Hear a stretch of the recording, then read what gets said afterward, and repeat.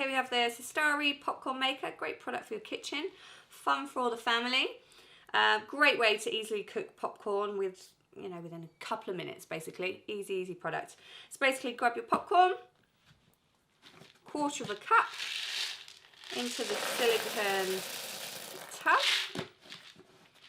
And what I do is, as you wish, add your seasonings, so salt or sugar, whatever you'd like. Pop your lid back onto the maker, give it a good shake. Now it's ready for the microwave, so I'd recommend about 2–2.5 minutes on full power. Okay, so we're going to place the popcorn into the microwave, 2–2.5 minutes, depending on wattage you have for your microwave, about 800 watts, just until the popcorn starts really popping and slowing, so you'll know automatically when it's ready. So I'm going to put this on for 2.5 minutes and wait for our popcorn.